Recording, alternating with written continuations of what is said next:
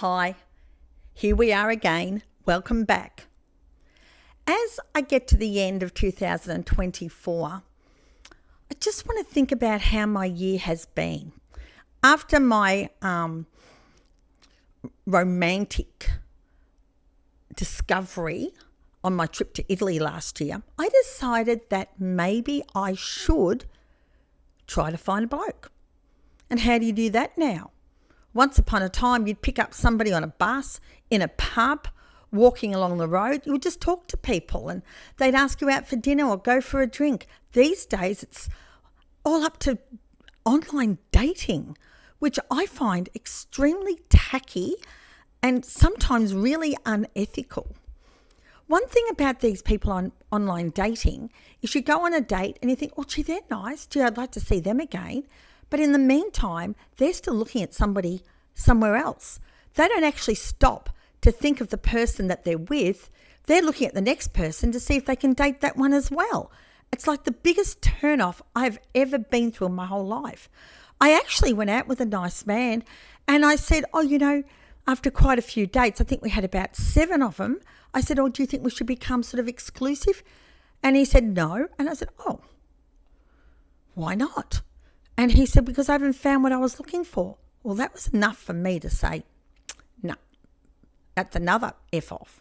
Not interested. I've always been a one-woman man. Or is that one-woman man? One-man woman? Yeah, one-man woman. That's been me. I've never looked to the next person and the next person. I've always just been in a relationship and always been faithful. So my year of online dating has been a little bit of a disaster. I think I went on about 5 dates to start off with. And I went through RSVP. Now, RSVP, they're really good. It's really easy to work through. I found it was easy. There's a great selection of people. So I tried RSVP. Now, after having coffee with, say, 5, which I was mortified over, the first one I had a hot chocolate with, he actually lived in the same building as my cousin in Surfers. And I said, gee, that's handy. And he said, no, you can't come there. I'm married. And I'm like, are you for real? See you later. The next one I went out with, I actually really liked him, but he had nothing and he lived in a caravan. And I don't like to judge people, but I don't know. I live in a house. I'd like someone that lives in a house like me, something similar. Then the next person I went out with, now he was a bit of a funny one because I really like heavy metal cars and that's part of my criteria. If they can't talk to me about cars, what's the point? Not that I want to talk about cars, but it's just something I can talk about. Okay, so I went out on a date with this guy and we had a cup of coffee out at Helensvale and he seemed really nice. And then time to go, walked out of the car park and he goes, do you think you could give me a push? I need a starter motor and I couldn't afford one. And I was like, I'll give you a push, but push right out my door, mate. Anyways, I think the next one I went on was I met up with a guy down at Broadbeach in a coffee shop and he just sounded such a lovely guy, someone I wanted to be with. So I thought, I'll have coffee. And I raced off to this place at Broadbeach and there was this guy and he had 2 walking sticks. I don't want to be awful if he's sort of disabled, but I'm very able and I want somebody to be able to walk with me along beaches and maybe go do some hiking and that sort of stuff. Anyway, so I said hello to this guy and when I said hello to him, he had all food all over his mouth and crumbs all down him. And I sat down and he said, go get yourself a coffee and something to eat. Now, I don't find that very funny, actually. I think you're going on a date with a guy. I think they should pay for the coffee. I'm old-fashioned. I can't help it. It's only $5. Buy the lady a coffee. All right? He said, you go buy your coffee. You go get something to eat. I looked down and he was really big and he had these long white socks on. And really sadly, he had calipers on his legs and 2 walking sticks. And I went up to order the coffee and I come back and I said, I'm sorry, I'm busy. I'll have to go. And I raced out the door. That was the end of that day. So I gave up on the RSVP for a while because I thought, oh, God, you'll never find anything on this. It's just disastrous. And then I went back on, and this time I did a criteria. And I wrote a list of things that I want. Number one, I have a very tall son. So I wanted a man that's around 190 centimetres. I just thought that's what I'm used to. I'm used to having a bloke that tall.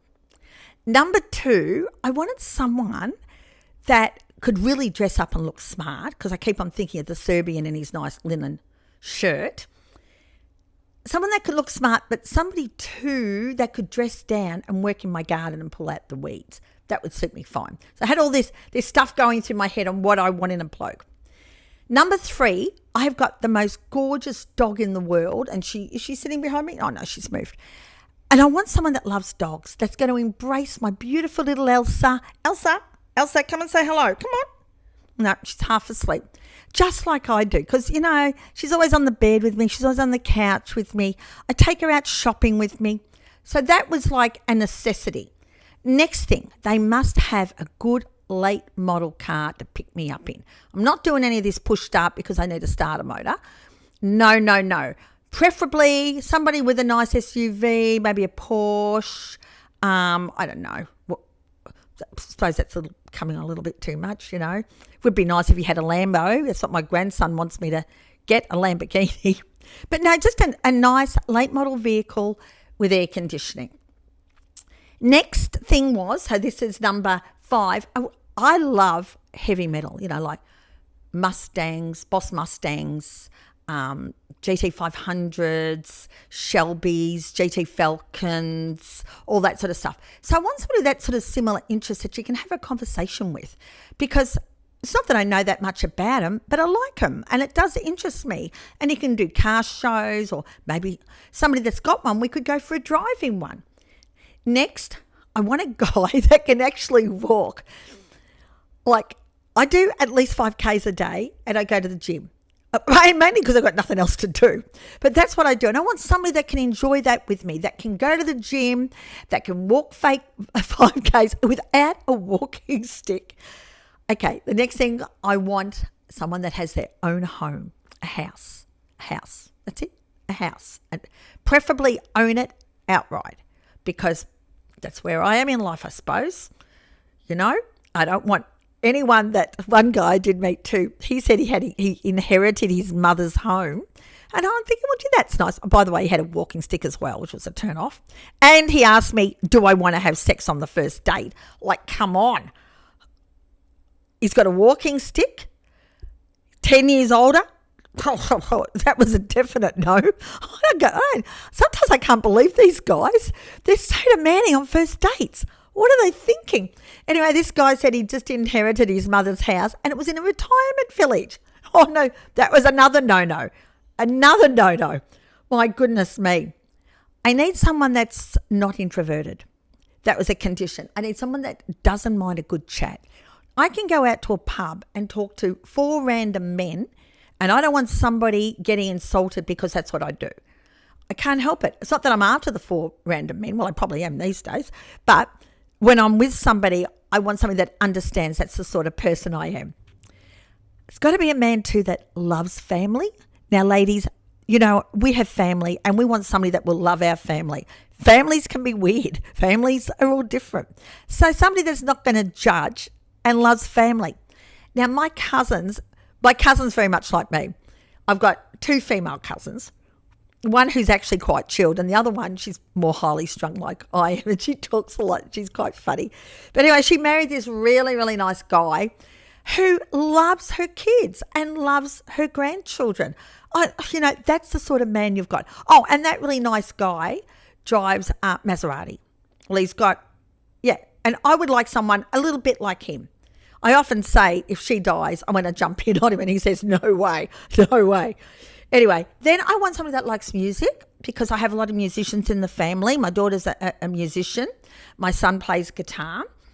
And I want someone that likes that would like to go to a gig, and that also likes to do things like go to the Lyric Theatre, and see a show like Wicked or Shrek or, I don't know, anything like that. And a big thing I really want in a man is someone that wants to travel, that wants to come with me, do my stuff. or I'll go with him. I really like somebody really, really, really rich that can pay for all my travel. But, that's being a little bit much. But that's what I would want. And you know what, ladies? I think that's exactly what you all would like as well. Exactly what I want. Somebody that wants to do a whole lot of travel, that wants to spoil you. As much as it's quite funny. Oh, there she goes. She's going to chase somebody down the road. As much as it's quite funny, because I'll probably never get that guy, and I'll always look after myself, and bloody hell, I'm glad I can. I'm glad I'm that sort of woman that can afford my travel, that can afford choices, that can laugh about what I'm never going to have.